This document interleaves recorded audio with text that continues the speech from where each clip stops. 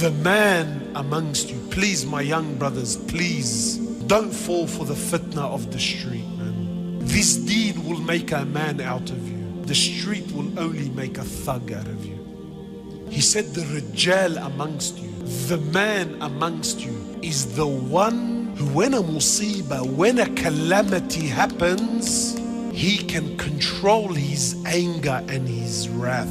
He can control it. He's patient. This is the man. So brothers will be he'll bench press 100, 120, Allahu Alam what they're bench pressing. He'll bench press amazing weight and it's recorded and Snapchatted. But the same brother cannot lift a blanket for Fajr. A Rijal is not determined by his ability to fight or his physical or this. That's not how a Rijal is determined. But for me, above all, a real Rijal, a real man is realistic and down to earth and understands that you can't have the pie and eat it too.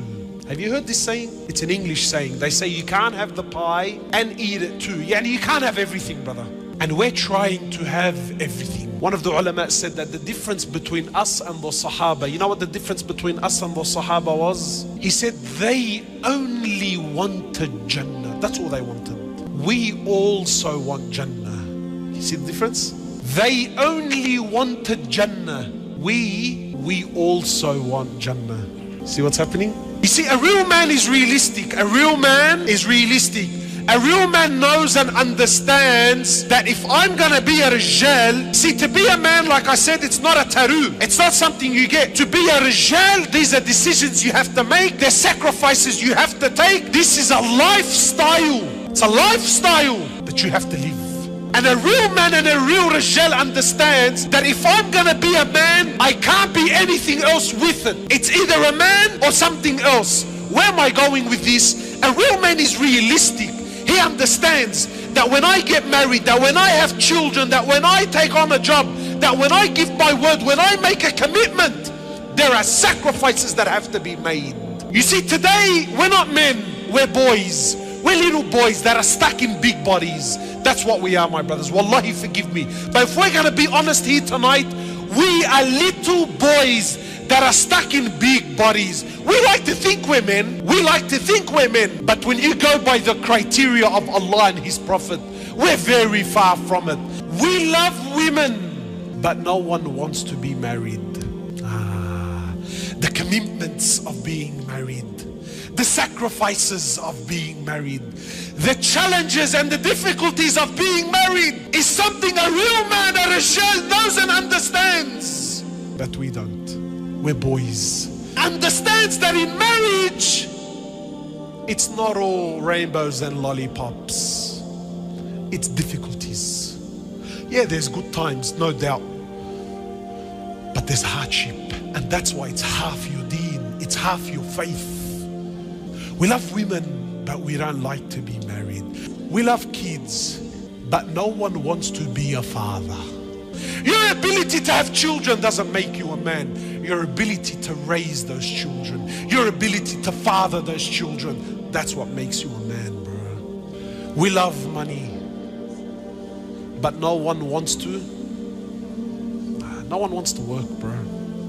That's why drug dealing and being a runner is so appealing to the young boy. Today the brother, he's 20, 25. I know brothers that are 30, he's telling me, brother, I want to retire by the time I'm 35.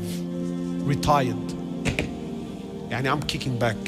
And I wish, wallah, I wish he wants to retire at 35 so he can dedicate his life for deen. No. He wants to retire so he can indulge in dunya to the day he dies, bro. Because work is taking him away from his love, his real love, dunya. Cafes and restaurants, holidays, vacations, weekends. Tell me, my brothers, is this the quality of a man? It's not the quality of a man. See, a real man understands. Abu Bakr radiallahu ta'ala, when he was the Amir, when he was the Khalifa, he went outside and went to the market to earn his dollar. A man is realistic. A man is realistic. A man is honorable. You know what this ummah is suffering from, my brothers? Trust me, it's not knowledge. Ilm is ocean, books, apps. Wallahi, jump on YouTube, hours and hours and hours of talks and bayans and khutbahs and classes, and knowledge is there, it's abundant. What is this ummah suffering from more than anything? The biggest disease, the biggest sickness of the Muslims, the biggest calamity in the ummah. Do you know what it really is? There's no men. And you know who suffers the most when there's no men? You know who suffers the most? Women and children. When there's no rijal, who suffers? You know, in English they say, when the cat's away, guess who come to play? When there's no rijal, when there's no men, when the cat's away, who comes to play? The rats and the mice. No men, rats and mice. Look at our societies. When man comes together, the world comes together. But qasam by Allah, as long as man is destroyed, this world will always be destroyed. So the brothers are complaining, brother, look at our women, they've lost their way, And I say, wallahi, it's true, but tell me something, who do you blame? Who do you hold responsible? Because in one token, yes, our women unfortunately have lost their way, but then look at the men. Look at the men, the same brother that's telling me, brother, look, you know, our women are out of control. This is the same brother who takes a photo with his wife while his wife is in hijab with her red lipstick and her eyelashes, tabarakallah. He'll take a picture with her, she's smiling and he's smiling, and then he puts it on his WhatsApp profile. That's his, this is his profile picture. So now every guy that has his phone number, when he's sitting in the toilet, flicking through his phone, he has exclusive access to his wife. Where's the honor? Where's the ghira? There's no men in our society. The very concept of ghira and honor has been lost. Have our women lost their way? Absolutely, bro. Absolutely. But who do you blame? Who do you blame? Who do you blame? This sister that's leaving the house looking the way she looks. Where's her father? Where's her brother? Where's her nephew? Where are they? They're busy fishing, bro. They're busy at cafes. They're busy chasing other women like little boys. Our women, they lose their ways.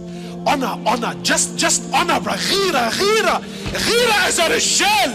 It's not there. So now brothers come, brother, what are you trying to say? You know, wallah, niqab and sutra, brother, what's this? You know, is this, again, brother, is this sunnah? Is this halal? Wallahi, it's not halal and haram. Forget sunnah, no sunnah. Just where's your heart, bro? Where's your heart? You as a man, as an honorable person, where's your dignity? The Prophet ﷺ was sitting with two of his wives.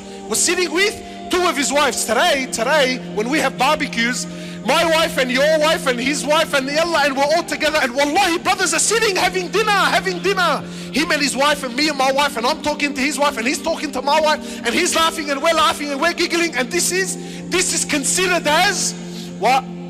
This is advancement, brother.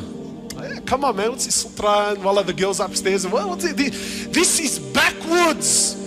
This is backwards in our hearts. No, it's not that it's backwards. If there was a single rijal, just one rijal, you wallahi would never ask, is this sunnah or fard? He would never ask, brother, is this appropriate or not? Wallahi, my heart burns. The Prophet sitting with two of his wives. He's sitting there, sallallahu alayhi wasallam. Someone knocks the door. So the Prophet goes to check. It was Abdullah ibn Mad'um. You know who the man is? Sahabi, he was blind. He was the mu'addin of Rasulullah. He's knocking on the door. He's blind. The man's blind. So he gets up and he sees Abdullah. And he says to his wives, Abdullah is on the door. Stand up, the both of you, and go behind the sutra. Go behind the veil. So they said, O Prophet of Allah, Abdullah's blind. He can't see us. He said, yes, but you're not blind. You can see him. So get up and go behind the veil. A real man has haya. A real man has bashfulness. Today our women don't possess haya. The men of Rasulullah had haya. You know, just to understand, the whole English language doesn't have a single word, not challenge, not a single word to translate the word haya. That speaks volumes about its societies. Haya comes from the word life. Ulama say whoever doesn't have haya, he might as well be dead. We need to restore men. This ummah is suffering from a lack of men, my brothers. Ask yourself tonight, are you a rijal or are you a dhakar? Are you a man or are you a male? We ask Allah subhanahu wa ta'ala to make us men. Men whom He's pleased with. Men whom revive this ummah.